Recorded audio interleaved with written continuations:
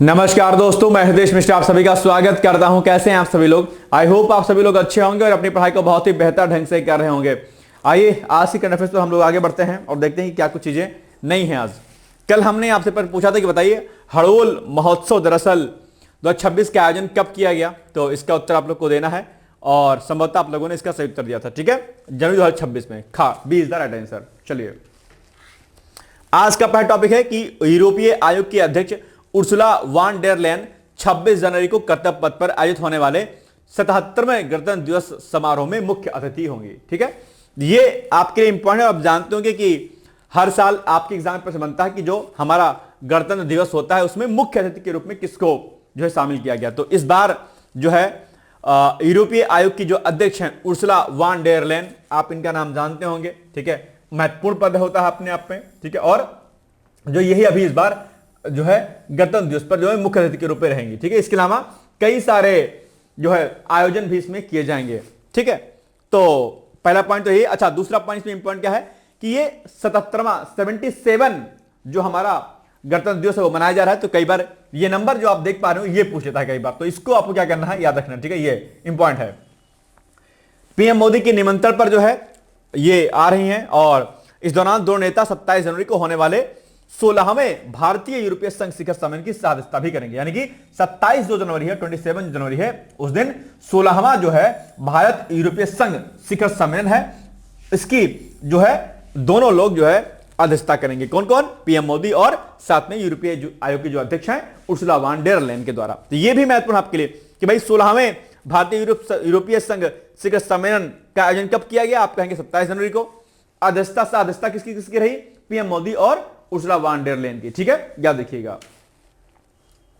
और ये दरअसल जो सम्मेलन होगा ये भारत और यूरोपीय संघ, ये जिसको हम लोग ईयू के नाम से भी जानते हैं, यूरोपीय संघ, यूरोपीय यूनियन है ना, ईयू। और ये आपके लिए बड़ा महत्वपूर्ण है। मैंने कई बार इसके बारे में जानकारी भी आपको दी है, तो मैं आपको टास्क देता हूं, आज का होमवर्क देता हूं कि आप लोग क्या काम कीजिएगा, इस ईयू के बारे में, यूरोपीय संघ के बारे में पढ़ लीजिएगा। यूरोपीय संघ का क्या महत्वपूर्ण भूमिका होती है, क्या इसका कार्यक्षेत्र, इसकी स्थापना वर्ष, इसके अध्यक्ष तो अभी देख ही लिया आपने, और इसके ऐतिहासिक पृष्ठभूमि के बारे में पढ़ लीजिएगा। और यूरोपीय संघ और भारत के संबंधों कैसे हैं और इस सम्मेलन से भारत पर क्या प्रभाव पड़ेगा, भारतीय संबंधों पर क्या प्रभाव पड़ेगा, ये आपको लिखना है। ठीक है, इंपॉर्टेंट टास्क है आपके लिए। फॉरेन मिनिस्ट्री के अकॉर्डिंग भारत और यूरोपीय संघ 2004 से, ठीक है, रणनीतिक साझेदार रहे हैं और 15वां जो ये भी तो 16वां हो रहा है, लेकिन 15वां भारतीय यूरोपीय संघ शिखर सम्मेलन दरअसल 15 जुलाई 2020 को वर्चुअली जो है आयोजित किया गया था। कोरोना का टाइम चल रहा था, आप लोग जानते होंगे। तो ये पहले 15वां 2020 में हुआ है और अभी 16वां जो है हमारा इंडिया में हो रहा है और इसकी अध्यक्षता जो है यूरोपीय संघ के अध्यक्ष और पीएम मोदी के द्वारा किया जाएगा। ठीक है, तो अब आपसे 15वां वाला ही पूछ लेगा। तो आजकल करंट अफेयर्स में कई बार क्या होता है, चेंजेस हो गया है, तो वर्तमान न्यूज ना पूछ करके आपसे विगत वर्षों की न्यूज पूछ लेता है। तो 15वां वाला आपको याद रखना है। ठीक है, चलिए। पिछले वर्ष फरवरी में यूरोपीय संघ के आयुक्तों के भारत के दौरे के बाद द्विपक्षीय संबंध और गहन हुए हैं। 77 गणतंत्र दिवस और 16वें भारतीय यूरोपीय संघ शिखर सम्मेलन में यूरोपीय संघ के नेताओं की भागीदारी से भारत यूरोपीय संघ की रणनीतिक साझेदारी गहरी और होगी और उनके क्षेत्रों में सहयोग को बढ़ावा भी मिलेगा। ठीक है, चलो अब आप बताइए प्रश्न से क्या हो जाएगा इसका उत्तर। इंपॉर्टेंट है ये, ध्यान रखिएगा, वेरी वेरी मोस्ट इंपॉर्टेंट। कुछ टॉपिक ऐसे होते हैं जो एक तरीके से आप कह सकते हैं कि भैया पेपर में आउट हो जाएगा, तो ये उस प्रकार का प्रश्न आपके एग्जाम में है। ठीक है, चलिए। 26 जनवरी 2026 को आयोजित 77वें गणतंत्र दिवस समारोह में कर्तव्य पथ पर मुख्य अतिथि के रूप में कौन शामिल होंगे? तो फ्रांस के राष्ट्रपति और जर्मनी के चांसलर, या यूरोपीय परिषद के अध्यक्ष और यूरोपीय आयोग के अध्यक्ष, संयुक्त राष्ट्र महासचिव या नाटो महासचिव, कौन होगा? तो ये हो जाएगा भैया आपका ऑप्शन नंबर क्या जो है बी वाला। ठीक है, B is the right answer. B वाला होगा, कुछ और होगा, देखते हैं भाई। B is the right answer. ठीक है, चलिए। अब नेक्स्ट आ गया आपके सामने एक टॉपिक, राष्ट्रमंडल देशों की संसदों के अध्यक्षों और पीठासीन अधिकारियों का 28वां समिट अभी हो रहा है। ठीक है, अच्छा एक बात बताओ मुझे, ठीक है, जो सबसे इंपॉर्टेंट आपके लिए कि भाई ये जो राष्ट्रमंडल देश होते हैं ये क्या होते हैं? हालांकि इसको मैंने कई बार आपको बताया हुआ है, लेकिन मैं आपसे उम्मीद करता हूं कि मुझे आप कमेंट करेंगे कि ये जो राष्ट्रमंडल देश होते हैं ये राष्ट्रमंडल देश क्या होते हैं। कई बार पूछा गया आपके वनडे एग्जाम में, जैसे अगर आप जो है लेखपाल का एग्जाम देंगे, लोअर का एग्जाम देंगे, तो उसमें बन सकता है क्वेश्चन ये। ठीक है, तो मुझे बताओ कि राष्ट्रमंडल कंट्री कौन सी होती हैं। तो अभी हाल ही में क्या हो रहा है कि राष्ट्रमंडल देशों के संसदों और उनके पीठासीन अधिकारियों का 28वां जो समिट है वो आपका हो रहा है। इस 28वें समिट में दरअसल भारत के द्वारा जलवायु परिवर्तन और कई अन्य एआई तकनीकी का उपयोग और कई अन्य महत्वपूर्ण मुद्दों पर बातचीत की जाएगी। एआई का उपयोग संसद में, पार्लियामेंट से लेकर के अलग जगहों पर हम कैसे कर सकते हैं, और कई अहम मुद्दों पर दरअसल इस समिट में बातचीत की जाएगी। ठीक है, चलिए, यानी कि पीएम मोदी ने 15 जनवरी को दरअसल, ठीक है, नई दिल्ली में राष्ट्रमंडल देशों की संसदों के अध्यक्षों और पीठासीन अधिकारियों के 28वें समिट का शुभारंभ किया। लोकसभा अध्यक्ष ओम बिरला सम्मेलन की अध्यक्षता करेंगे। तो अब आप ये अध्यक्षता की गया, अध्यक्षता किया, ऐसा लिख दीजिए, हो चुका है। तो हो सकता है कि अभी आपसे पूछ ले कि भैया इस 28 समिट का जो है अध्यक्षता किसने की, तो लोकसभा अध्यक्ष कौन है, ओम बिरला, उन्होंने किया। इस सम्मेलन में दरअसल 42 राष्ट्रमंडल देशों के 61 अध्यक्ष और पीठासीन अधिकारियों ने भाग लिया। 4 अर्धस्वायत्त देशों की संसदों के अध्यक्ष भी सम्मेलन में शामिल रहे। तो ये एक बड़ी न्यूज है, डेफिनेटली प्रश्न यहां से बन सकता है। ठीक है, इस सम्मेलन में दरअसल समकालीन मुद्दों की विशेष श्रृंखला पर गहन चर्चा हुई, जिसमें लोकतांत्रिक संस्थाओं यानी कि जो डेमोक्रेटिक जो आपके ऑर्गेनाइजेशन होते हैं को मजबूत करने में अध्यक्षों और पीठासीन अधिकारियों की भूमिका शामिल है अपने आप में। कि भाई किसी भी देश की कंट्री को जो है उसकी जो कोई भी कंट्री है उसमें उसके डेमोक्रेसी को और स्ट्रांग करने के लिए कितना क्या सहयोग होना चाहिए, कितना कार्य करना चाहिए और किस प्रकार की चीजें होनी चाहिए, इस सारे मुद्दों पर यहां पर बातचीत हुई है। इसके साथ ही संसदीय कामकाज में कृत्रिम बुद्धिमत्ता, जो कि अभी हमने आपसे कहा कि जो पार्लियामेंट्री जो वर्क होता है उस पार्लियामेंट्री वर्क में हम एआई अर्थात कृत्रिम बुद्धिमत्ता का प्रयोग कैसे कर सकते हैं। अब ये टॉपिक आपके मेंस में या एस्से में आ सकता है। ठीक है, कि भाई एआई का इस्तेमाल संसद में कैसे कर सकते हैं उसकी प्रोडक्टिविटी को बढ़ाने देने के लिए। ठीक है, तो वहां पर कृत्रिम बुद्धिमत्ता का उपयोग, सांसदों पर सोशल मीडिया का प्रभाव, मतदान में नागरिक भागीदारी के साथ संसद के बारे में समझ बढ़ाने के लिए अभिनव रणनीतियों पर चर्चा इसमें हुई है। ठीक है, चलिए अब आप बताइए इस प्रश्न। 28वां समिट है ये, ध्यान रखिएगा, और राष्ट्रमंडल देश क्या होते हैं मुझे कमेंट करके आप बताइएगा। ओके, चलिए प्रश्न क्या है। 15 जनवरी को नई दिल्ली में राष्ट्रमंडल देशों की संसदों के अध्यक्षों और पीठासीन अधिकारियों के किस सम्मेलन का शुभारंभ किया गया। तो 25वां समिट था, 26वां था, 27वां था या फिर 28वां था, कौन सा था बताइए। अभी हमने आपको बताया, जस्ट बताइए भाई क्या हो जाएगा इसका उत्तर। बहुत आसान है, कोई बहुत टफ नहीं है कि जो आप ना बता पाए, नहीं बहुत आसान है। 28वां summit, D is the right answer, है ना। ये तो होगा, कुछ और होगा, यही होगा। चलिए 78वां सेना दिवस भी बनाया गया हाल ही में। ठीक है, यह भी जरूरी है आपको। 15 जनवरी को मनाया गया अपने आप पे। अब ये सेना दिवस इस बार कौन सा मनाया गया, 2026 में दरअसल जो सेना दिवस हुआ वो कौन सा है, वो 78वां है। ठीक है, क्या है, 78वां है। ये बड़ा महत्वपूर्ण है 2026 में। ठीक है, 2026 में। ओके, जयपुर में दरअसल 15 जनवरी को 78वें सेना दिवस के परेड का आयोजन किया गया।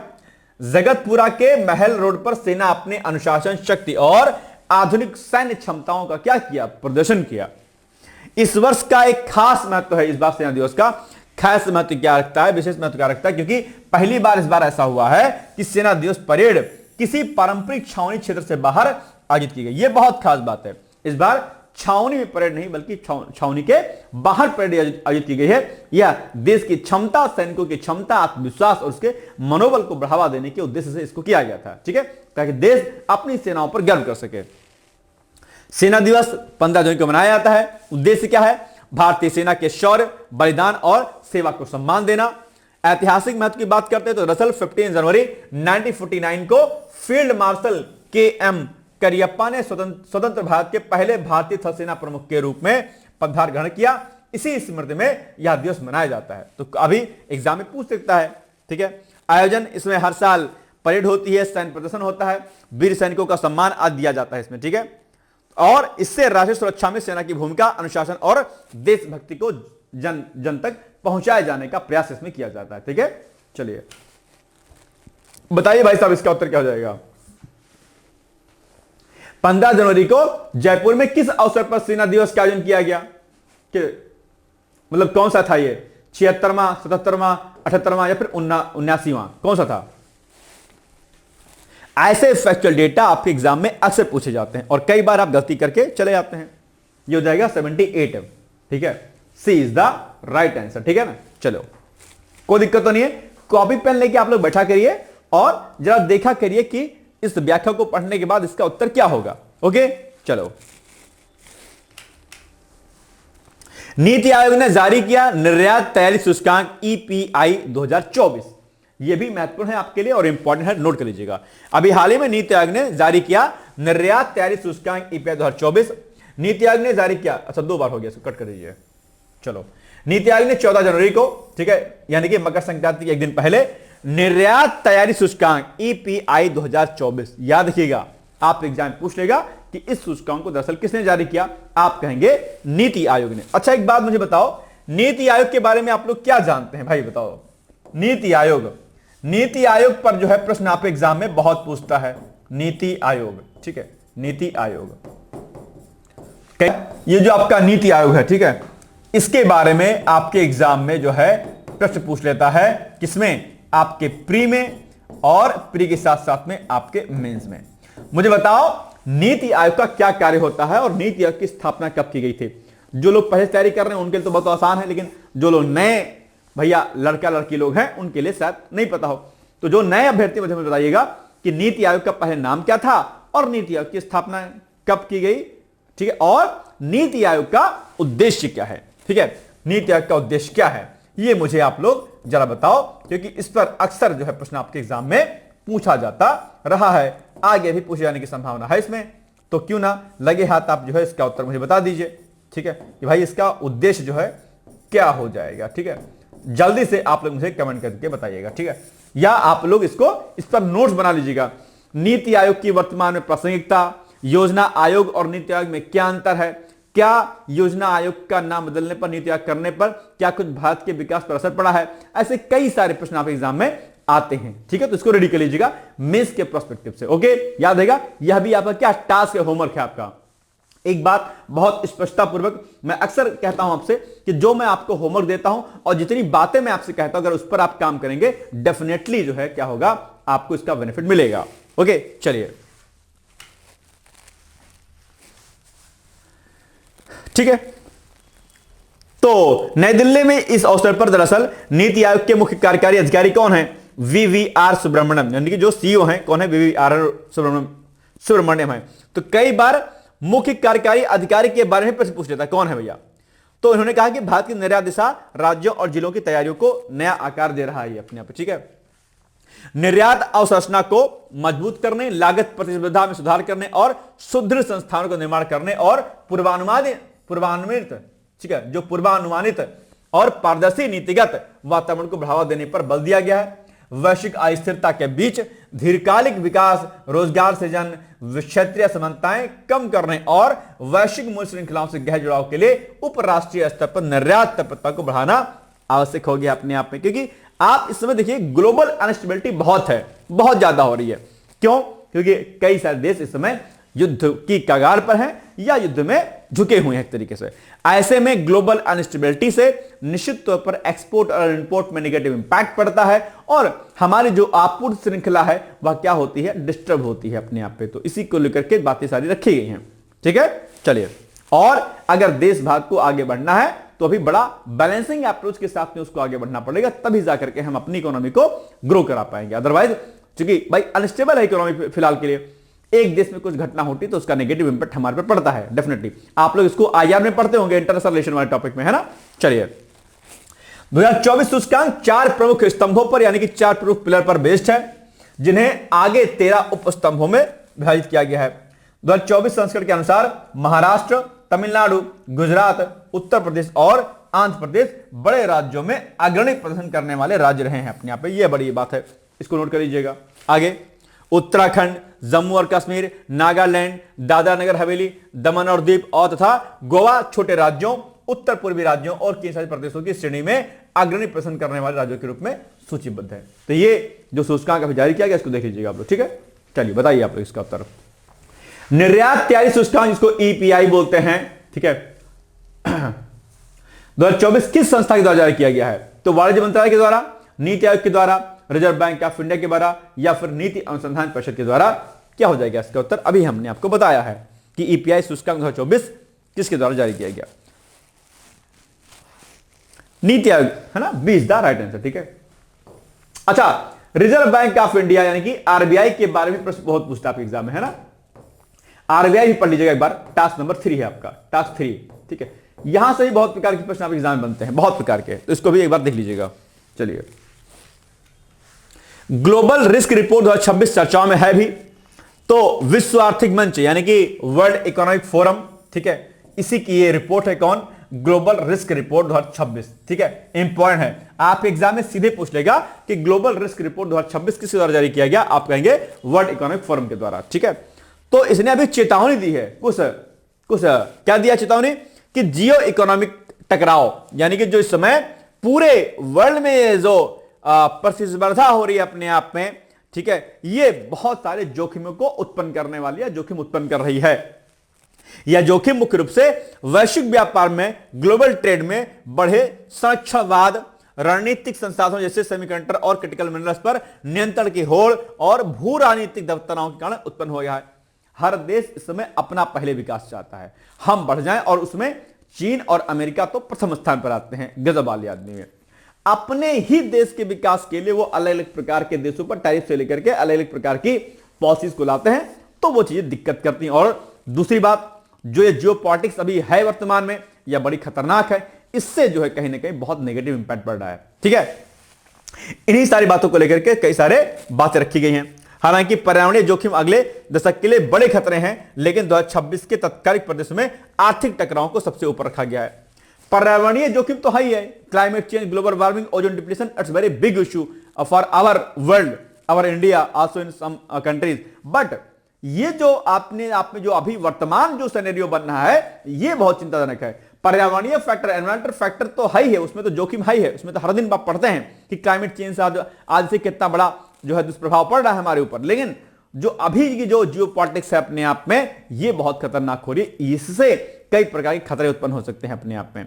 ठीक है भाई, सभी कंट्री परमाणु बम से लैस है अपने आप पे, हाई टेक्नोलॉजी वाली हैं, ड्रोन हमले आदि आजकल खूब किए जा रहे हैं, हाई टेक्नोलॉजी को आजकल जो है सेंसर सब खत्म कर पा रहे हैं, तो इससे एक बड़ा निगेटिव इंपैक्ट अभी हो रहा है। इसी बात को लेकर के रिपोर्ट आई हुई है। ठीक है, चलिए अब आप इसका उत्तर बताइए मुझे। ठीक है, चलो, विश्व आर्थिक मंच यानी कि वर्ल्ड इकोनॉमिक फोरम द्वारा जारी ग्लोबल रिस्क रिपोर्ट 2026 के अनुसार वर्ष 2026 के लिए दुनिया के सामने सबसे बड़ा और सबसे गंभीर संभावित खतरा निम्नलिखित में से कौन सा है? कौन क्या इस रिपोर्ट के अकॉर्डिंग कौन से खतरे को सबसे खतरनाक माना गया है? साइबर सुरक्षा की विफलता, संक्रामक रोग का प्रसार, भू आर्थिक टकराव या जैव विविधता की हानि? क्या हो जाएगा इसका एग्जैक्टली उत्तर बताइए मुझे। बहुत ही जो क्या कहते हैं, ये आसान सा है। ठीक है, number C is the right answer, भू आर्थिक टकराव, जियो इकोनॉमिकल जो टकराव है ये बहुत खतरनाक है। ठीक है, चलिए, भारत जर्मनी समझौते के तहत वीजा मुक्त पारगमन, वीजा फ्री ट्रांजिट जो है अभी चर्चाओं पे रहा है और इस पर दोनों देशों के द्वारा साइन किया गया है। इसका मतलब क्या हुआ कि दरअसल जैसे कहीं पर आपको जाना है, अमेरिका जाना है, ठीक है, तो आप क्या करते थे कि फ्लाइट आपने इंडिया से पकड़ी जर्मनी की, जर्मनी पे आप लैंड किए, वहां से फिर आपने पकड़ी अमेरिका की, तो ऐसे में वीजा आदि की आवश्यकता पड़ती थी। अब ऐसा नहीं होगा, बोले नहीं, अगर ऐसी कोई फ्लाइट है आपकी तो यू कैन विजिट, मतलब यू कैन गो। ओके, यानी कि भारत और जर्मनी के बीच प्रवासन और गतिशीलता समझौते के तहत वीजा मुक्त पारगमन सुविधा एक महत्वपूर्ण कदम है। इसका सीधा लाभ उन भारतीय यात्रियों को मिलेगा जो जर्मनी के हवाई अड्डों का उपयोग तीसरे देश जैसे अमेरिका, कनाडा की यात्रा करने के लिए पारगमन के रूप में करते हैं। यानी कि वो भारतीय जो जर्मनी के हवाई अड्डों का उपयोग किसी तीसरे गंतव्य के लिए करते हैं, ऐसे जो है यात्रियों को, ऐसे लोगों को, भारतीयों को इसका फायदा मिलेगा। ठीक है, पहले कई मामलों में पारगमन के लिए भी वीजा की आवश्यकता होती थी कि भैया लैंड अगर आप वहां पर कर रहे हैं तो भैया वीजा हो, जर्मनी की धरती पर उतरे तो वीजा लाओ भले फ्लाइट आपकी वहां से थोड़ी फर्स्ट उड़ जाएगी, लेकिन नहीं, वीजा चाहिए। लेकिन अब ऐसा नहीं होगा। ठीक है, लेकिन अब भारतीयों को अंतर्राष्ट्रीय क्षेत्र में रहने के लिए अलग से ट्रांजिट वीजा की आवश्यकता नहीं होगी। ठीक है, यह समझौता दोनों देशों के बीच मानवीय संबंधों को मजबूत करने और पर्यटन एवं व्यवसाय को आसान बनाने के दिशा में एक बड़ा कदम है। यह भारतीयों के प्रति जर्मनी के बढ़ते विश्वास और भारत के बढ़ते वैश्विक प्रभाव का प्रभाव है, अपने मतलब कि ये प्रतीक है अपने आप में। ठीक है, चलिए आइए, भारत जर्मनी समझौतों के तहत वीजा मुक्त पारगमन सुविधा का सीधा लाभ किसको मिलेगा? केवल सरकारी अधिकारियों को, भारतीय यात्रियों को जो जर्मनी के माध्यम से तीसरे देश की यात्रा करते हैं, या जर्मनी जाने वाले छात्रों को, या केवल जर्मन पर्यटकों को? किसको मिलेगा? अभी हमने जस्ट 1 मिनट पहले इसको बताया हुआ है। बताओ क्या हो जाएगा इसका उत्तर एग्जैक्टली? इसका उत्तर होगा भैया आपका ऑप्शन नंबर बी। ठीक है, B is the right answer. ठीक है ना, कोई दिक्कत तो नहीं है, आसान है। सुबह भी नहीं पढ़ोगे, शाम को भी नहीं पढ़ोगे, दिन में भी नहीं पढ़ोगे, रात में भी नहीं पढ़ोगे, तो कब पढ़ोगे भाई? निंदियार है आप ऐसे से। अब फोन चला रहे हो, मेरा मतलब एक तरफ तो आप लोग देख रहे हो करंट अफेयर और दूसरी तरफ मैसेज भी कर रहे हो। ये काम मत किया करो। मेरी तीसरी आंख भी यहां पे लगी हुई है, सब दिखता रहता है। ठीक है, अब देखो मुस्कुरा भी रहे हो, स्माइल कर रहे हो, ऐसे नहीं करते हैं। ठीक है भाई, पढ़ लियो, नहीं तो मामला गड़बड़ा जाएगा सारा। चलिए, सक्रिय शासन और समय पर कार्यान्वयन प्लेटफॉर्म के 10 वर्ष पूरे हो गए। प्रगति प्लेटफॉर्म आप जानते होंगे संभवतः इसको। ठीक है, दरअसल ये जो प्रगति ये प्लेटफॉर्म ने शासन के क्षेत्र में पारदर्शिता और जवाबदेही के 10 सफल वर्ष पूरे कर लिए हैं। मार्च 2015 में इसको लॉन्च किया गया था, आप जानते होंगे, और इस पर प्रश्न आप एग्जाम में बन सकता है। ठीक है, पुरानी योजनाओं पर खूब प्रश्न बनता है। दरअसल यह प्रणाली प्रधानमंत्री को सीधे केंद्र और राज्य के अधिकारियों के साथ बातचीत करने की अनुमति देती है, यानी कि सेंट्रल सेक्रेटरीट को स्टेट सेक्रेटरीट के साथ में ज्वाइन करती है और सीधे जो है पीएम उनसे बातचीत कर पाते हैं अपने। अभी एक खास है, यानी इससे सहकारी संघवाद को बल मिलता है और केंद्र और राज्य के संबंधों में और मजबूती आती है, और सहकारी संघवाद की संकल्पना से राज्यों का विकास क्या होता है, सूचित हो पाता है, और कई प्रकार की योजनाओं के बारे में जानकारी से लेकर के उसके निगरानी तंत्र को और मजबूती मिलती है। यह मिशन निश्चित तौर पर 2015 में लॉन्च किया गया, भारत के लिए एक अहम कदम के रूप में था, और अब इस पहल के 10 वर्ष पूरे हो गए, इसलिए चर्चाओं में है अपने आप पे। ठीक है, तो ये अच्छी बात है अपने आप पे। सहकारी संघवाद मैंने कई बार कहा, कोऑपरेटिव फेडरलिज्म क्या होता है? सहकारी संघवाद मैंने बहुत बार बताया है, मैंने कहा भी आपके एग्जाम के लिए कि बहुत महत्वपूर्ण होता है सहकारी संघवाद। यूपीएससी का तो फेवरेट क्वेश्चन है भाई साहब। ठीक है, यूपीएससी का तो बहुत पेट क्वेश्चन है। यूपीएससी का घुमा फिरा करके सहकारी संघवाद पर खूब प्रश्न बनता है, और पीसीएस में भी सहकारी संघवाद पर खूब प्रश्न बनता है। क्या होता है कोऑपरेटिव फेडरलिज्म यानी कि सहकारी संघवाद? कमेंट करके मुझे जरूर बताइएगा, क्योंकि मैंने एक बार नहीं, मैंने 72 बार मैंने इसके बारे में आपको बताया है। अब आपने अपने कान आंख नाक खोले हुए होंगे, आपको पता होगा, नहीं खोला होगा तो नहीं पता होगा। नहीं पता है तो एक बार गूगल करो और मुझे बताओ, या फिर खुद नोट कर लो अपने नोट्स में। तो यह भी आपका टास्क नंबर 4 है, इसको भी आपको तैयार करना है। ठीक है, चलिए, यह मंच वीडियो कॉन्फ्रेंसिंग और डेटा एनालिटिक्स के माध्यम से अटकी हुई परियोजनाओं की समीक्षा भी करता है।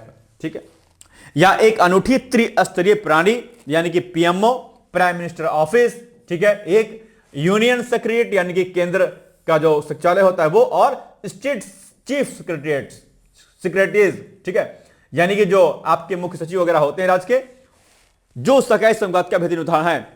अभी हाल ही में पीआईबी के अनुसार इस प्लेटफॉर्म ने अब तक जो है 85 लाख करोड़ से अधिक मूल्य की परियोजनाओं में आने वाली बाधाओं को दूर करके उन्हें गति प्रदान की है। यह न केवल परियोजना कार्यान्वयन बल्कि आम नागरिकों की शिकायतों के समाधानों में भी प्रभावी भूमिका निभाता है। तो बड़ा अच्छा पहल था अपने आप पे, और इसके भी 10 वर्ष पूरे हो गए, याद रखिएगा इसको, इंपॉर्टेंट है। ठीक है, चलिए बताइए आप लोग प्रश्न इस पर क्या हो जाएगा इसका उत्तर। सक्रिय शासन और समय पर कार्यान्वयन प्लेटफॉर्म के 10 वर्ष पूरे होने के संदर्भ में निम्नलिखित कथनों पर विचार कीजिए। नंबर 1, इसकी शुरुआत 2015 में पीएम द्वारा केंद्र और राज्य सरकारों की परियोजनाओं की निगरानी करने के लिए की गई थी। बिल्कुल सही बात है। यह एक त्रिस्तरीय प्रणाली है जिसमें पीएमओ, केंद्र सरकार के सचिव और राज्यों के मुख्य सचिव शामिल होते हैं। कौन सा कथन सही बताओ? बहुत आसान है भाई साहब, अभी तो हमने बताया आपको इसका उत्तर क्या हो जाएगा, बताओ। It's very very very very easy topic boss, बताओ क्या हो जाएगा इसका उत्तर। दोनों सही है, सी बिल्कुल सही बात है, सी इज द राइट आंसर, यानी कि इसमें दोनों ही कथन क्या है आपके लिए सही है। सी क्या हो जाएगा आपका सही उत्तर हो जाएगा। ठीक है, चलिए। ऑक्सफैम इनइक्वालिटी रिपोर्ट 2026, ये क्या है भाई? अभी हाल ही में ऑक्सफैम की लैंगिक रिपोर्ट आई हुई, एक मतलब ऑक्सफैम की रिपोर्ट लैंगिक आधार पर भी आर्थिक भेदभाव का विश्लेषण करती है। रिपोर्ट के अनुसार भारत में लैंगिक वेतन अंतराल, जेंडर जो वेज गैप है वो अभी भी व्यापक है, यानी कि मेल फीमेल के सैलरी स्ट्रक्चर में अभी अंतर है। इकोनॉमिकल और इक्वलिटी अभी आई नहीं हुई है, और ये देश की विडंबना है। पहली बात तो एक अंतर तो यहीं पर आ जाता है कि देश की 50% की आबादी अभी काम में नहीं लगी हुई है, एक बात। और जो लगी हुई भी है उनके और मेल में किस साल स्ट्रक्चर में क्या है, अंतर भी है अपने आप में। तो यह भी एक दिक्कत वाली बात है अपने आप में, यह रिपोर्ट कहती है। ठीक है, जहां समान कौशल और कार्य के लिए महिलाओं को पुरुषों के मुकाबले औसतन 30% तक का कम भुगतान मिलता है। वैसे मुझे लगता तो है नहीं कि ऐसा है, जहां तक मुझे जानकारी, लेकिन फिर भी हां हो जाता है। महिलाओं को कम सैलरी, जैसे आप प्राइवेट स्कूल को देखिए, प्राइवेट स्कूल वाले भाई साहब महिलाओं को खूब भरते हैं जबरदस्त तरीके से। क्यों? महिलाएं कम से कम पैसे में काम करना शुरू कर देती हैं, क्योंकि एक तो उनको मौका मिलता नहीं कहीं काम करने का। अच्छा, मौका मिलता है तो मोस्टली लोग क्या करते हैं घर वाले कि भाई स्कूल ठीक है, वहां पे जाओ, बच्चों पढ़ाओगे, जहां सही है, और नहीं काम करने देते हैं। महिलाएं 5,000, 6,000, 7,000 में काम आराम से कर लेती हैं। यह स्थिति है अपने आप में, जो कि उनके घंटों के काम के एवज में उनकी सैलरी नथिंग है अपने आप में।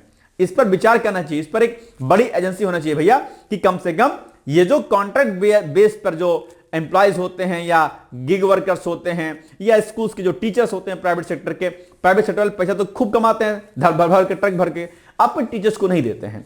प्राइवेट टीचर्स जो है, और लड़कियां बेचारी, दो उनके रीजन होते हैं काम करने के। एक रीजन तो यह होता है कि भैया उनको बाहर निकलना है, थोड़ा सा फ्री रहना माइंड, और अपना थोड़ा बहुत वो करना है, पैसे कमाने हैं, अर्निंग करनी है, बच्चों का पेट पालना है। कई बार दिक्कतें भी होती हैं, समस्याएं भी होती हैं, और कई लड़कियां तो शौक के मारे ज्वाइन कर लेती हैं। क्यों? आजकल तो मेकअप का जमाना है, यूट्यूब का जमाना है, कपड़े चाहिए, पैसे चाहिए, तो भैया पैसे तो कहां से आएंगे? Pocket money. अब बताइए, एक एक जो है वो क्या बोलते हैं उसको, लगाने वाला फाउंडेशन और नानी क्या क्या आता रहता है। अब वो बड़ा महंगा आता है भाई साहब। अब बड़ा महंगा तो पापा कितना पैसा देंगे? इतना तो देंगे नहीं। अब तो चलो स्कूल चलते हैं। अब उसके चक्कर में क्या होता है, उस मेकअप किट के चक्कर में वो अपना समय बहुत जाया कर देती हैं।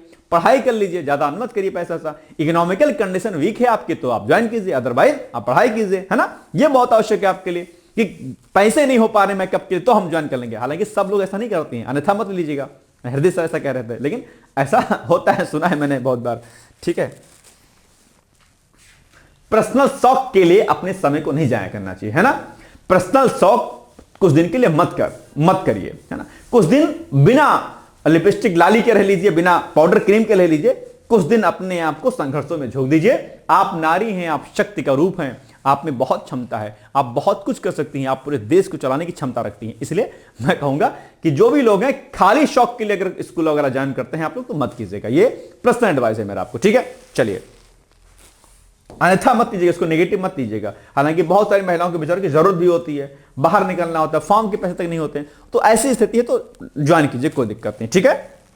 लेकिन बाकी पढ़ाई पर फोकस कीजिए, ठीक है, अगर हो सके तो। चलिए, रिपोर्ट यह उजागर करती है कि महिलाओं द्वारा किया जाने वाला अवैतनिक देखभाल कार्य अर्थव्यवस्था की रीढ़ है, लेकिन इसे सकल घरेलू उत्पाद में नहीं गिना जाता है, जिसका मूल्य खरबों डॉलर है। रिपोर्ट यह भी बता रही है कि उत्तर प्रदेश जैसे राज्यों में स्वयं सहायता समूहों के माध्यम से महिलाओं की आर्थिक स्थिति सुधर रही है, लेकिन नीतिगत स्तर पर अभी भी लैंगिक बजटिंग की प्रभावी ढंग से लागू करने की आवश्यकता है अपने आप में। तो ये अभी इसमें सुधार करने की आवश्यकता है, ठीक है। चलिए, महिलाएं भी अपने हक के लड़ती नहीं है। जितना कहा 5,000 में कहा तो 5,000 में स्कूल ज्वाइन कर लेंगे, 8,000 में कहा तो 8,000 में। ऐसा नहीं होना चाहिए। आप पढ़ाती हैं 7-8 घंटे, 4-6 घंटे, और पढ़ाने के साथ साथ में ऑफिस का वर्क करती होंगी वहां पे, तो पैसा तो बनता है आपका, है ना। ठीक है, चलिए, ऑक्सफैम इनइक्वालिटी रिपोर्ट 2026 के अनुसार लैंगिक असमानता, जेंडर इनइक्वालिटी का आर्थिक प्रभाव भारत में किस रूप में देखा गया है? महिलाओं की श्रम भागीदारी दर में भारी गिरावट, समान कार्य के लिए महिलाओं को पुरुषों की तुलना में 30% कम वेतन मिलना, केवल शहरी क्षेत्रों में महिलाओं की आय में वृद्धि, महिलाओं द्वारा किए जाने वाले अवैतनिक देखभाल कार्य का अर्थव्यवस्था में कोई योगदान न होना। क्या होगा इसका उत्तर? अभी हमने आपको बताया हुआ है। बताओ इसका एग्जैक्टली आंसर क्या होगा? मैं उम्मीद करता हूं कि हम तुरंत बताएंगे इसका उत्तर क्या होगा।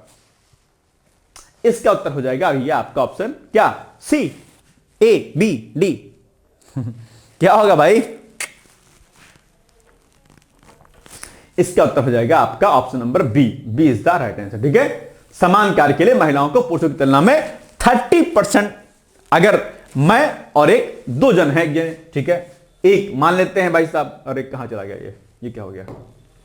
ठीक है, एक जनी क्या है? लड़की है, एक जनी लड़का है भाई साहब, ठीक है। तो ये हो गई आपका, ठीक है, जो है बढ़िया से लड़की, ठीक है, ओके, ये लड़की हो गई, ठीक है, ये लड़की हो गई, ठीक, कपड़ा पहने बढ़िया तरीके से है ना, टाई वाई लगा रखी है, ठीक है। अब ये हो गई लड़की, ठीक है, ये हो गई, मान लेते हैं सीता ना, सॉरी, मान लेते हैं इनको जो है कोई नाम, ए नाम है इनका, फीमेल है तो एफ नाम है इनका, ठीक है। और एक हो गए बाबूजी, लड़का हो गए, ठीक है। अब दोनों जने काम कर रहे हैं, ठीक है, दोनों जने काम कर रहे हैं भाई साहब, ठीक है।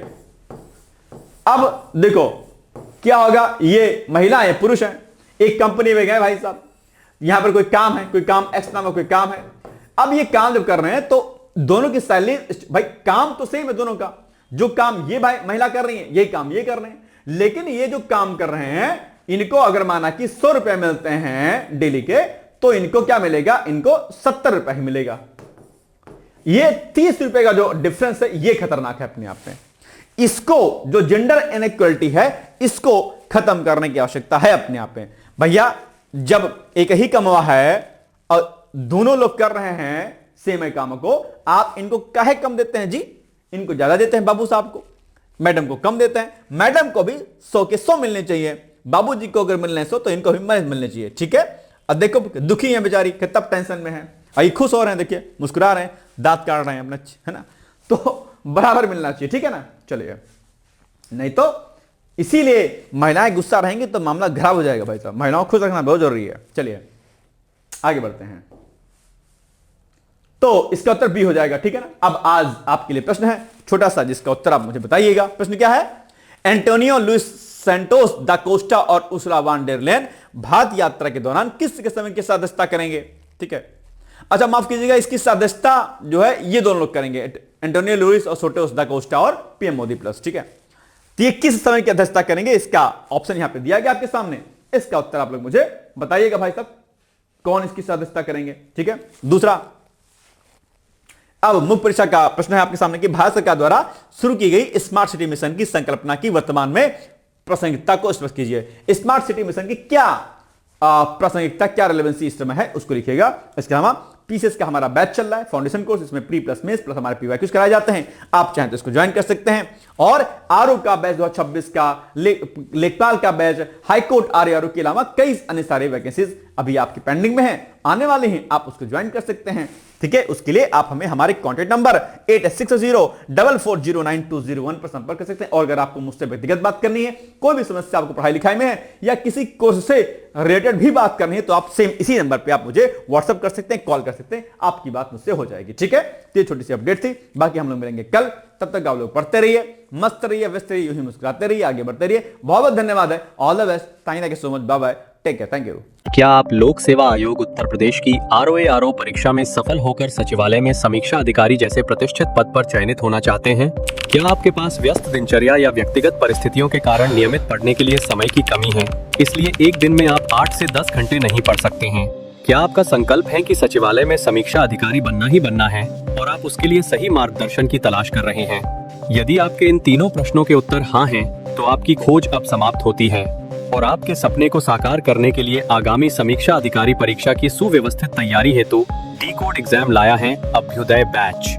अभ्युदय बैच में आपको आगामी आरओ परीक्षा के प्रारंभिक और मुख्य परीक्षा के पूरे पाठ्यक्रम को अभी से एक साथ बहुत ही बेसिक लेवल से video lecture, PDF notes, test series और उत्तर लेखन कार्यक्रम के माध्यम से पूरे विस्तार से पूर्ण कराया जाएगा। हमारे अभ्युदय बैच की सबसे बड़ी विशेषता है कि इसमें साप्ताहिक टारगेट्स के अनुसार कम से कम 5 घंटे भी पढ़कर कोई अभ्यर्थी पूरा पाठ्यक्रम अच्छे से तैयार करके परीक्षा में सफलता अर्जित कर सकता है। अभ्युदय बैच में अनुभवी और समर्पित शिक्षकों द्वारा आधारभूत मानक पुस्तकों एवं स्रोतों पर आधारित पाठ्य सामग्री उपलब्ध कराई जा रही है, जिससे पाठ्यक्रम को सभी आयामों से कवर किया जा सके। इस बैच में पाठ्यक्रम को इस विस्तार से पढ़ाया जा रहा है कि इसमें प्रवेश लेकर आप न केवल आरओ परीक्षा बल्कि अन्य कई समकक्ष परीक्षाओं को भी एक साथ ही टारगेट कर सकते हैं।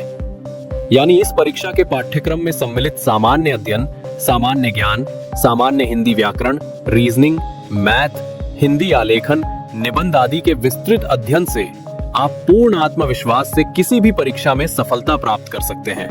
उत्तर प्रदेश की पीसीएस प्रारंभिक परीक्षा में भी इस बैच को पढ़कर सफलता प्राप्त की जा सकती है। इस बैच में निर्धारित लक्ष्य के अनुसार एक सप्ताह में मात्र 18 से 20 वीडियो लेक्चर देखने होते हैं, जो आप प्रतिदिन 4 से 5 घंटे का समय निकालकर आसानी से पढ़कर तैयार कर सकते हैं। ये बैच ऑनलाइन जरूर है, परंतु इस बैच में छात्रों और शिक्षकों के बीच सीधे संवाद के लिए प्रक्रिया निर्धारित है, जिससे अभ्यर्थी अपनी शंकाओं का व्यक्तिगत समाधान प्राप्त कर सकते हैं। आपके संकल्प को सिद्धि तक पहुंचाना ही अभ्युदय बैच की आधारभूत संकल्पना है। हमारा ये आत्मविश्वास संस्थान के 5 वर्षों की कठिन साधना की परिणति है। डीकोड एग्जाम संस्थान अपने 5 वर्षों के सफर में ROARO परीक्षा में 45 से अधिक चयन सुनिश्चित करवाकर एक विश्वसनीय संस्थान के रूप में विख्यात है। इसलिए बिना किसी संशय के पूर्ण विश्वास के साथ आप भी हमसे जुड़कर अपनी सफलता का नया अध्याय लिख सकते हैं। इस बैच से जुड़ने के लिए हमारे संस्थान के नंबर 8604409201 अथवा 9506742546 पर व्हाट्सएप या कॉल करके बैच की पूरी जानकारी प्राप्त की जा सकती है। अभी 500 शुरुआती छात्रों को विशेष छूट भी प्रदान की जा रही है, इसलिए इस अवसर का लाभ उठाने के लिए अतिशीघ्र प्रवेश लेकर अभ्युदय बैच से जुड़े। प्रवेश के लिए अभी संपर्क करें और शुल्क में छूट प्राप्त करें।